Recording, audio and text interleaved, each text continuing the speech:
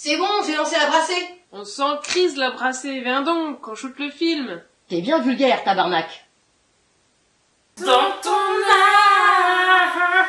Salut les grillons aux grosses dents. Aujourd'hui, dans ce nouvel épisode de Dans ton art, on va parler de Xavier Dolan. C'est parti? C'est parti. Je suis sûre que vous avez déjà entendu parler de lui, je me trompe? Alors si c'est le cas, n'hésite pas à nous dire en commentaire si tu avais déjà entendu parler de son histoire, de ses films, et puis si cette vidéo t'aura appris des choses. Bon, c'est bon, on peut commencer là? Ok. Alors, Xavier Dolan, à ne pas confondre avec Christopher Nolan, n'est-ce pas? Est un producteur, réalisateur, monteur, scénariste et comédien québécois de 29 ans. Tout ça? Si jeune? Et oui, madame! Et figure-toi qu'il a commencé sa carrière à l'âge de 4 ou 6 ans, en jouant dans le petit écran, en faisant des publicités. P, c'est pourquoi? P, c'est pour payer pas cher. J? J, j'en veux tout de suite. C? C'est pas. 4 ou 6 ans? En fait, ça dépend des sources. Mais t'inquiète, je lui ai envoyé un petit texto, et j'attends juste la réponse. Ça fait 6 mois. Ah oui, je comprends.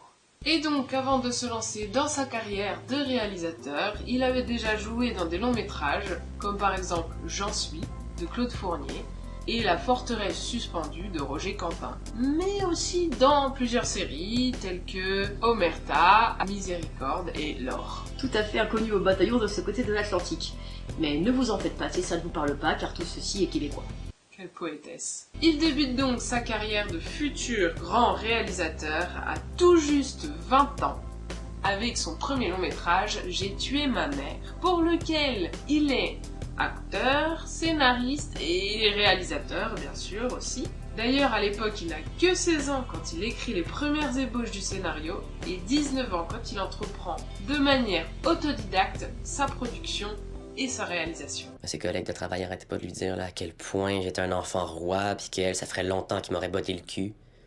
Là, c'est le genre de petite madame qui dit tout le temps « C'est spécial ». Il gagne 3 prix sur 4 à la quinzaine des réalisateurs de Cannes en 2009 et est nominé dans la catégorie meilleur film étranger au César de 2010. Ça énerve, hein.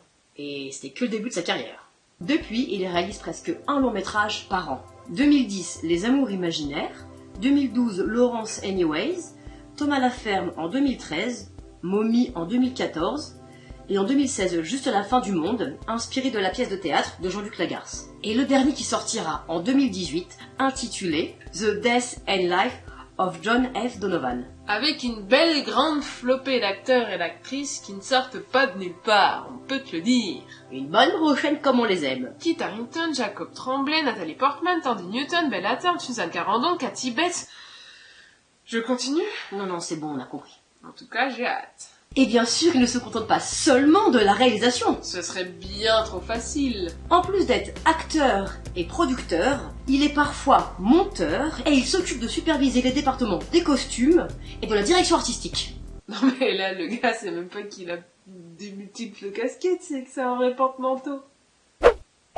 Et bien sûr, il ne se contente pas seulement de faire des films. Ce serait bien trop facile. Il gagne aussi des prix. Comme par exemple le Grand Prix du jury à Cannes en 2014 et le César en 2015 du meilleur film étranger pour Mommy.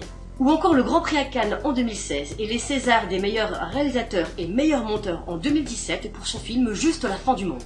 Et on en passe, bien sûr, car la liste est bien trop longue. C'est juste qu'il a pas assez d'étagères, je pense.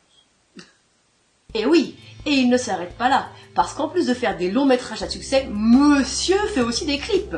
Il a notamment réalisé le clip de College Boy d'Indochine, qui dénonce les violences gratuites faites à l'école, qu'on vous conseille de visionner ou de revisionner, et qui a fait du grabuge auprès de ses réacs du CSA. Ah, je crois qu'elle vient de se faire censurer. Il a aussi réalisé le clip de Hello. La chanson d'Adèle, un petit peu moins controversée.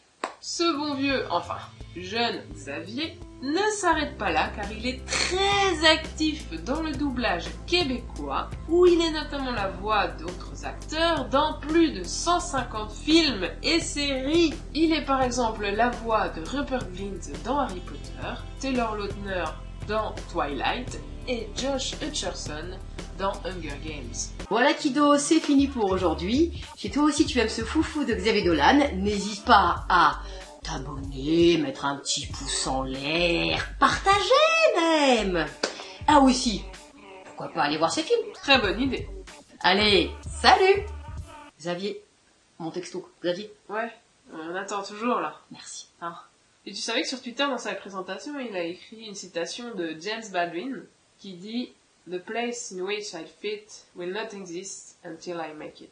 Hello darkness, my old friend. Et donc en français, ça veut dire la case dans laquelle je rentrerai n'existera pas tant que je ne l'aurai pas créée.